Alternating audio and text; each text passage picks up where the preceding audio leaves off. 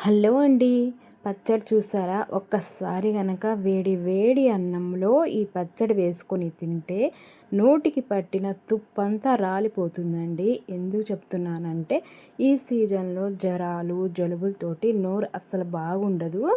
అలాంటప్పుడు కారం కారంగా వేడి వేడి అన్నంలో ఈ పచ్చడి వేసుకొని తింటే సూపర్ అంటే సూపర్ అండి. ఇంకెందుకు ఆలస్యం, చలో మరి వీడియోలోకెళ్దాం. కొంచెం ఆయిల్ వేసి పచ్చిమిరపకాయలైతే నేను ఒక 10, 12 దాకా అయితే వేసానండి. కారంగా ఉండాలి అని కందిపప్పు అలాగే కరివేపాకు వేసి బాగా ఫ్రై చేసేసేయాలి. ఫ్రై అయిన తర్వాత తీసి అందులోనే ఒక 2 టమోటాలు కొంచెం చింతపండు వేసి ఫ్రై చేసేసేయాలి. ఇవన్నీ చల్లారిన తర్వాత మిక్సీలో అయితే వేస్తున్నానండి.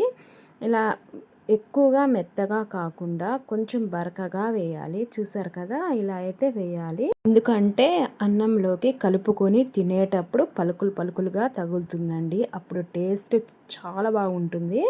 ఇంకా తాలింపు అయితే వేసేసాను. చూసారు కదా, టేస్ట్ అయితే చాలా బాగుందండి. దోశల్లోకి ఇడ్లీలోకైనా బాగుంటుంది. అలాగే వేడి వేడి అన్నంలో కూడా సూపర్గా ఉందండి. చాలా బాగుంది.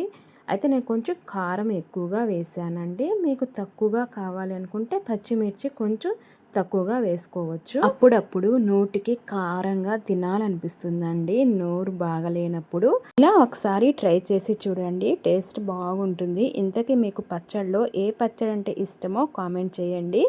ఈ వీడియో నచ్చితే ప్లీజ్ లైక్ చేయండి, అలాగే సబ్స్క్రైబ్ చేసుకోండి. ప్లీజ్ ఫ్రెండ్స్, కొంచెం సపోర్ట్ అయితే చేయండి.